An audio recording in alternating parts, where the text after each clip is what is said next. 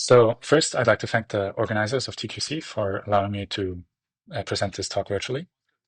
And now I'm going to talk about this recent result, which is a quantum algorithm for Khovanov homology.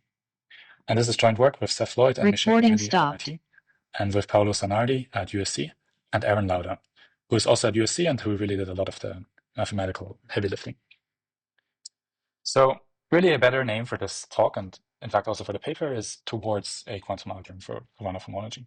And it will become clear why. Really, the main thing, the main goal of the paper and this talk is to establish Khovanov homology as a, I think, extremely interesting object to study from the perspective of quantum information theory. And I mean that in several senses. So first of all, I think it's a very natural candidate for quantum advantage, and I'll give evidence for that later. But also from a more general perspective, it is a very interesting way to characterize quantum complexity classes like BQP and QMA. So in this talk, I'll start with a very brief explanation of what this object is, what Khovanov homology is. And spoiler, it's not invariant. And then I'll spend a lot of time motivating why this object is interesting to study from the perspective of quantum computing researchers. So I'll try to give three convincing but very different perspectives on this. I'll give a physical perspective based on topological quantum field theory. I'll give a QIT, so quantum information theory perspective. And then I'll give a third computational perspective, just in terms of trying to find quantum advantage. Okay, and after that, I'll explain how our quantum algorithm works, and I'll discuss some open questions, of which there are many. Okay, so what is this Khovanov homology? It's a knot invariant. So what is that? So here's a knot. It's the trivial knot. It's the simplest knot you can think of. It doesn't have any crossings. It's just a one sphere. And any other knot you can get by simply taking this trivial knot, cutting it, taking the two ends of the strand and knotting them up however you want, and then gluing them back together. So here's the second most trivial knot, a knot you can construct this way, which is called a traphoid. It's a knot with three crossings, and turns out there's only one knot with three crossings, and this is it. So typically when we work with knots, we don't work with knots with 3D, we work with some planar projection of a knot onto two dimensions, where the projection keeps track of under and over crossings. So there's an obvious issue here, which is, okay, the same knot might correspond, so these are called knot diagrams. And there's an issue, which is that the same knot might correspond to very different looking knot diagrams. So here, all these knot diagrams are representations of the traphoid. And there's a degree of freedom here, which is topological, so you can move around strands of the knot without cutting them, and the knot remains the same, but the knot diagram might look very different now. So fortunately, this continuous degree of freedom, you can characterize it using discrete moves. So these are called Reidemeister moves, and there are only three of them. Turns out any way of continuously deforming a knot diagram without changing the knot, it can be decomposed into a finite sequence of these Reidemeister moves. So naturally, we would like to study quantities associated to a knot diagram that are invariant under those Reidemeister moves. So they only depend on the underlying knot and not on the specific representation of that knot as a diagram. And these are called knot invariants. There are many famous examples. They're usually algebraic. For example, they're polynomials. So a few famous ones are listed here: Alexander polynomial, Conway polynomial, or the Jones polynomial, which is particularly interesting because it relates to physics. So Khovanov homology is another knot invariant, which is not a polynomial. It has a much richer structure. So in particular, it is a collection of homology groups associated to a knot diagram. So what does that mean? Turns out it's a bigraded collection of homology groups.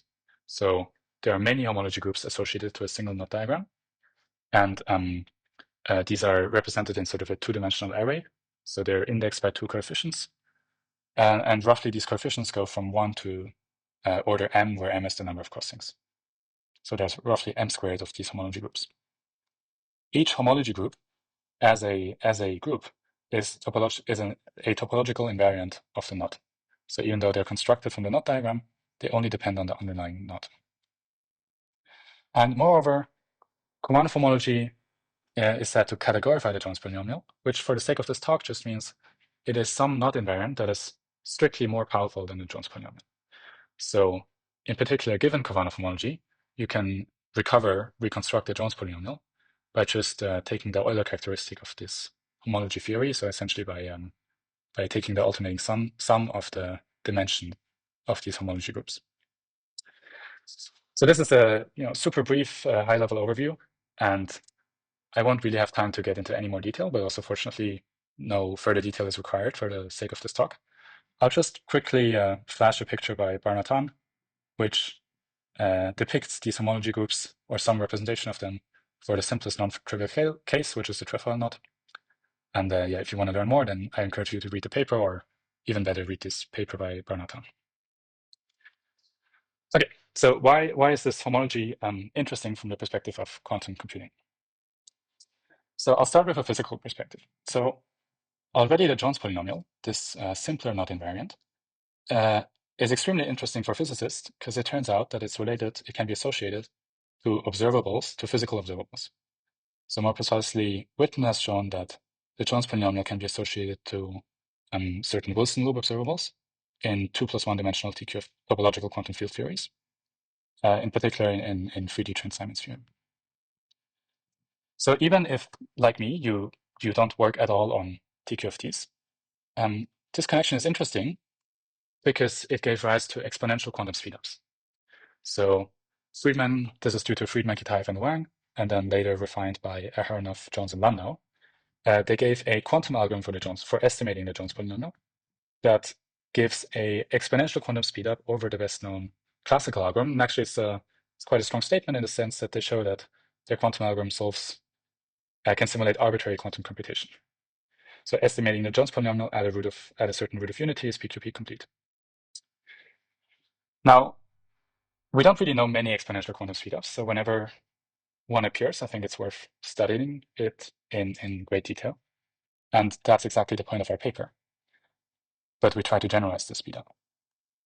So 25 years ago, Khovanov realized that the Jones polynomial is really just a shadow of a much richer invariant associated to knots and links, which is precisely what's now called this Khovanov homology. And perhaps surprisingly, again, Witten and also Gukov, Schwarz-Waffer showed that Khovanov homology can again be interpreted as some surface observable in a certain TQFT, which is now a higher dimensional TQFT. It's called 4D super Yang-Mills TQFT. So again, even without sort of having studied TQFTs at all, at least this picture raises an obvious question, which is, can this physical connection on the categorified level again give rise to exponential quantum speedups, but now for estimating Khovanov homology? And that's exactly what we study in our paper. Okay, so now I'll give a very different motivation from the perspective of quantum information theory. So really, a way of understanding how Friedman et al. Could show that estimating the Jones polynomial is universal for quantum computation is it hinges implicitly on a mapping between quantum circuits and braid diagrams. So a braid diagram is really just what's shown here. It's a depiction of braids that might cross each other. So how does this mapping work? One direction is quite easy. So it just turns out there exist unitary representations of the braid group, and they're derived from quantum SL2 at some root of unity. So also these unitary representations, they act on some finite dimensional representation space. So you can think of that space as being the Hilbert space of finitely many qubits. So you can really think of this unitary as some quantum circuit. And indeed, it turns out this unitary decomposes as a product of many smaller unitaries, one for each crossing in the braid diagram. So it's really sort of a quantum circuit made out of many small local gates. And to show the other direction, that any quantum circuit can be written as such a unitary, essentially what you have to show is that the braid group representations are dense in the space of quantum circuits. And indeed, for certain roots of unities, this can be shown. So this gives you a universal mapping between quantum circuits and braid diagrams. And what connects this to the Jones polynomial is that if you take a closure of this braid, say you take the Plath closure, and you compute the Jones polynomial of that Platt closure at a certain root of unity, then it just gives you exactly one matrix element of that unitary representation of the Breit diagram, which is one matrix element of the quantum circuit, and that's the canonical BQP complete task, estimating such a matrix element. Okay, so one of the reasons that compelled us to study Khovanov homology is that it seems that it gives rise to a very similar correspondence, but on a higher level. So let me explain what I mean by that. What is a generalization of the Jones polynomial? Well, it's precisely Khovanov homology because it categorifies the Jones polynomial. And what's a generalization of a quantum circuit? At least in some sense, you can think of it as being a local Hamiltonian. So we know that the ground state space of a local Hamiltonian can encode arbitrary quantum computations due to circuit Hamiltonian mappings. But also the ground state space of these local Hamiltonians is more powerful. It can encode arbitrary QMA witnesses. So there seems to be a connection on this level between Khovanov homology and the ground state space of local Hamiltonians. And again, in one direction is easy. So Khovanov homology is a homology. And we know from Hodge theory that any homology you can write, it's isomorphic to the kernel of some linear sparse operator, which is the Hodge Laplacian. And this is a positive semi-definite and Hermitian. So you can think of this as being the ground state space of some Hamiltonian. To show the other direction, one would have to show that this ground state is indeed sort of sufficiently general that it supports arbitrary QMA verifiers. So you would have to show that estimating or giving a certain approximation ratio to the homology groups of Khovanov homology is indeed QMA hard. And indeed, that's something we discuss in our paper, but we don't quite manage to show that. I'll note that it has been shown for other homologies, like clique homology, for example, by Marcos Coutinho and Tamara Kohler. Okay, so now I'll give a third, again, very different motivation from a computational perspective. So here's a knot diagram of the unknot, of the simplest possible knot. And if I give you a different knot diagram, a question I can ask is, does this knot diagram still correspond to the unknot or not? And if you look at this diagram long enough, then probably eventually you can figure out that indeed this is a diagram that you can untangle. So indeed, this knot diagram also depicts the unknot. But I think it's also clear that this problem can get arbitrarily complicated very quickly. Indeed, all these three knot diagrams represent the unknot. All of them you can untangle, but figuring that out it could be very difficult. And the complexity theoretic study of this problem, which is called the unknotting problem, has a very intriguing history, I think. So only in 1961 it was shown by Harkin that this problem is decidable in the first place. So there is some halting Turing machine that solves this problem. And then it took almost 40 years after that to show not just is this decidable, but also contained in some reasonable complexity class, which in this case is NP. And then later Kuperberg showed that it's also contained in QNP, provided the generalized Riemann hypothesis holds. And then Lacanwey later improved it to unconditional QNP containment.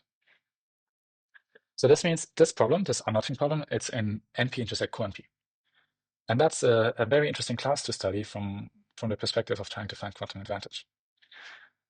And one reason for this is that problems in this class are not NP hard under standard assumptions. So there's no intrinsic hardness barrier here, but they're also not in P. So there's no known efficient classical algorithm that solves them. And indeed, there are some examples in this class for which we know exponential quantum speedups. Most famously, short integer factorization is in this class and is efficiently solved by Shor's algorithm. And what connects all of what I said here back to a Khovanov homology is it turns out, and this was shown by Kronheimer and Wrofka in the Cambridge area, that Khovanov homology detects the unknot. So the Khovanov homology of a knot is a strong enough topological invariant to uniquely detect the unknot. And the same is not known to be true for the Jones polynomial. We don't have a proof that the Jones polynomial detects the unknot. So if you have a classical or quantum algorithm that efficiently computes Khovanov homology to sufficient accuracy, then this gives you a quantum algorithm for unknot detection. Now, our paper does not do this. We don't have sufficient accuracy to solve this unknowing problem, but I think it's a very natural motivation and an interesting direction for further research. Okay, and the last point I want to make is that this work, it can be seen as a bridge between two different lines of quantum algorithms research directions that have so far been mostly disjoint. So the first one is the one on the right, which started in the early 2000s, and it concerns quantum algorithms for knot invariants like the Jones polynomial and generalizations thereof. And the other one is started later, initiated by Seth Lloyd and others, on quantum algorithms for homology groups, and for, in particular with a focus on what's called topological data analysis. So Khovanov homology is a knot invariant, and it categorifies the Jones polynomial, so it relates to this right line of research. But it's also a homology, so we can use the tools developed on the left side to compute it. Good, so with plenty of motivation, now I'll finally talk about how our quantum algorithm actually works.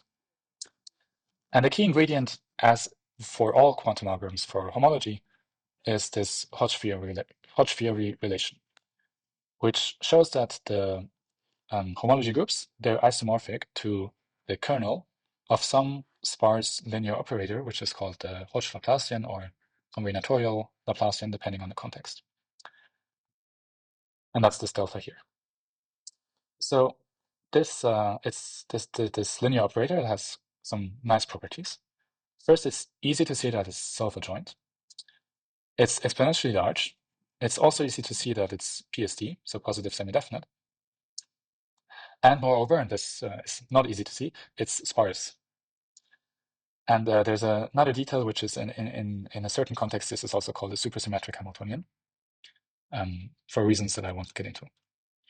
So this means that computing Khovanov homology, which is equivalent to finding the kernel of this sparse linear operator, is equivalent to finding the ground state space of some quantum Hamiltonian, and in fact a supersymmetric quantum Hamiltonian. So with that bridge in mind, there's a very natural quantum algorithm for computing homology groups, or just the Betti numbers, so the dimensions of the homology groups, due to Seth Lloyd and Ganaroni and Zaneri. And it's essentially quantum phase estimation. So you start with some initial state, which they take to be just a uniform mixture over the entire chain space, so the chain space that your homology is defined on. Then you do quantum phase estimation with where you choose as Hamiltonian this Hodge-Laplacian, and you choose as initial state this uniform mixture. And then you just measure the eigenvalue register, which gives you a uniform, unbiased sample of the eigenvalues. And you record how often you found a zero eigenvalue. And that relative frequency gives you the relative dimension of the kernel, so the relative dimension of the homology group, which gives you the Betti number divided by the dimension of the chain space. This is also called the normalized Betti number. So this algorithm, of course, has several caveats associated to it. So first of all, it's not always clear how to prepare this state in the first place, this initial state. We show actually that in the simplicial case, in the natural case of clique homology, this is NP-hard. The second step, so doing quantum phase estimation, that step is not an issue. This is efficient because the Hodge-Laplacian is sparse. But then there are some other issues in the first step, which is, first of all, the spectral gap of the Hamiltonian of the Hodge-Laplacian should only be inverse polynomially small. Otherwise, you cannot distinguish non-zero eigenvalues from zero eigenvalues in polynomial time. And also, if the Betti number, so the dimension of the homology group, is very, very small, then you'll basically never find a zero eigenvalue.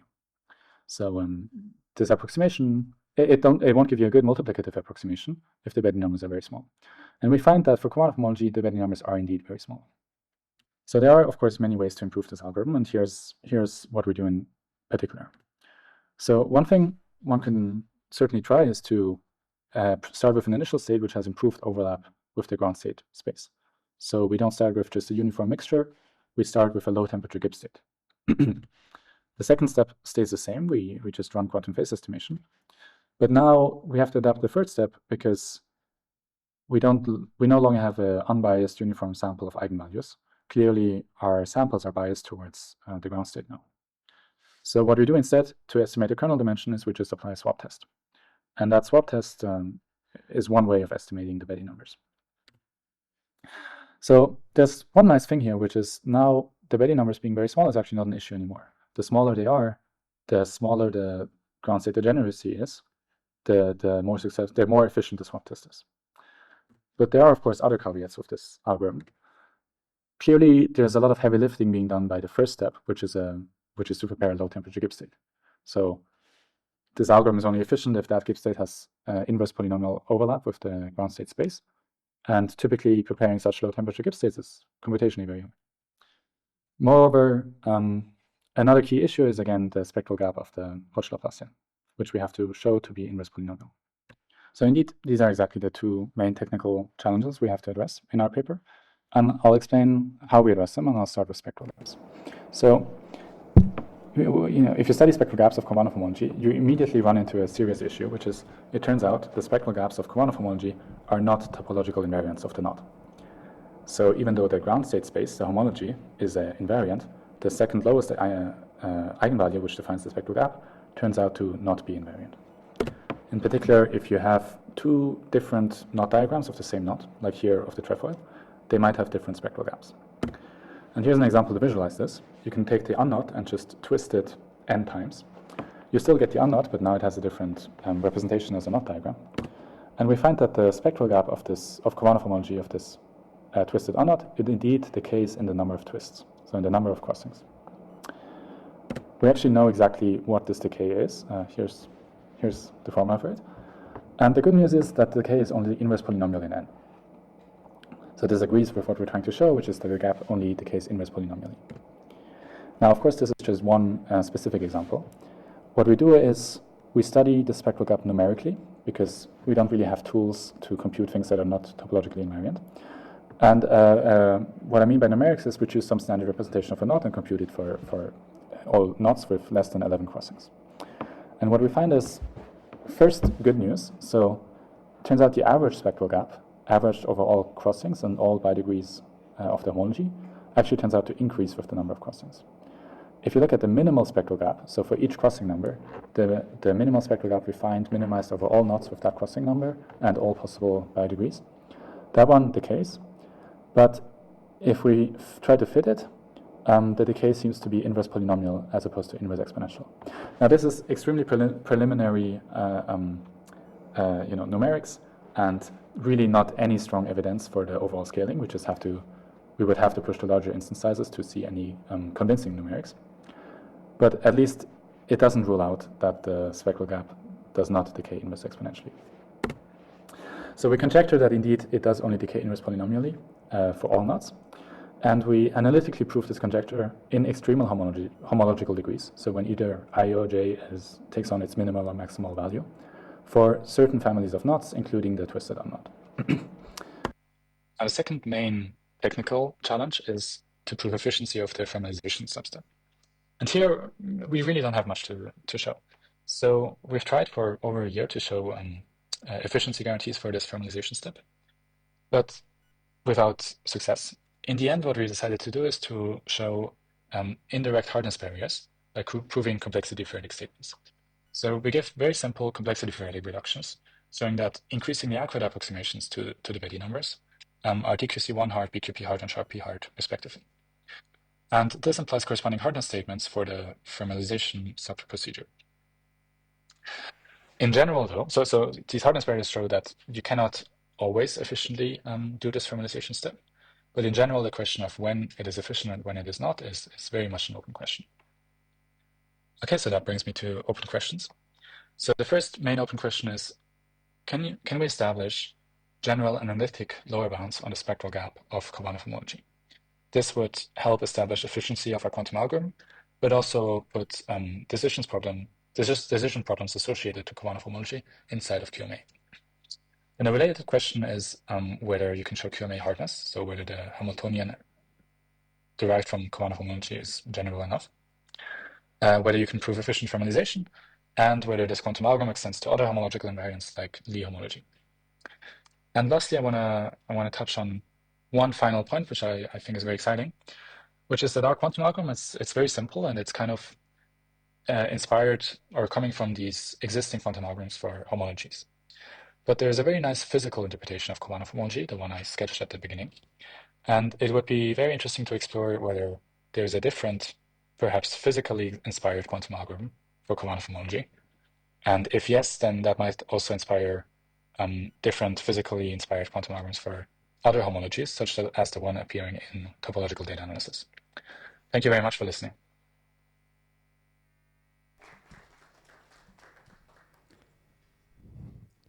So, any questions? Like the speaker is here with us.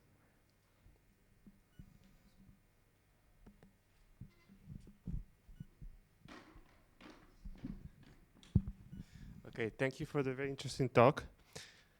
So when you talk about thermalization, what kind of process do you have in mind? In particular, is it like a quantum Gibbs sampling that you're trying to compute the mixing time of? So can you maybe describe that process a bit more? Thank you. Yes. Hello, everyone. Can you hear me? Yes. Okay. Yeah, so initially we just had in mind preparing a Gibbs state, and exactly it resulted in bounding some spectral gap associated to the mixing time of that state. Now, so really, all you care about is having good overlap with the ground state. So you don't care if you actually reach an exact Gibbs distribution. So now the approach we're working on right now is actually just preparing a uniform superposition over, sorry, a uniform mixture over some subspace over the whole chain space, where that subspace is very strict in the sense that the dimension is much smaller than the dimension of the whole chain space. So the overlap is improved just because you have a uniform mixture in a much smaller subspace. So there, the approach is no longer mixing based. Yeah. Any other questions? Hey, and thanks for the talk. I'm just curious about, so the Jones polynomial is like DQC1 complete, and that's a pretty simple algorithm.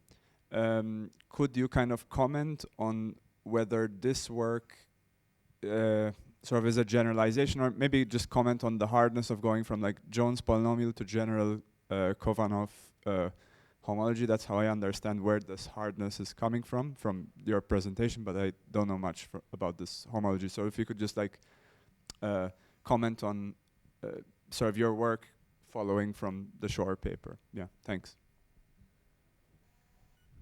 Yeah, so depending on which closure you take of the knot, the Jones polynomial is either DQC1 complete or BQP complete. And depending on which closure you take, that also determines the approximation ratio you get for the Belli numbers of Khovanov homology. So yes, the reductions are really based exactly on these two reductions, the BQP complete reduction and the DQC1 reductions for different closures of just studied in the context of the Jones polynomial. And the reductions basically just show that, if you could compute the Belli numbers of Khovanov homology to this accuracy, then you could estimate the trace closure, the Jones polynomial at the trace closure. If you compute it to even better accuracy, you could estimate the Jones polynomial at Platt closure. So that's how we get the hardness results. Any other questions?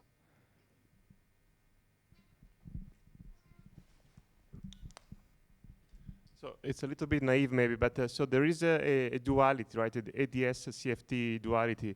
So does this thing you're saying about hardness of simulating for these super young mills have any implication in that sense?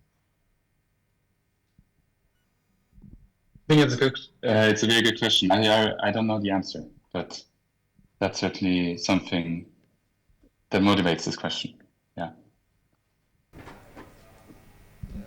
So actually, I wanted to know how actually the cubes of resolution works in like with the Khovanov complex, basically cubes of resolution basically, and Frenobius norm also like how does it works like in structuring the Khovanov complex? Am I audible? He left. Oh my god. Sorry. Maybe I will just reach out to him.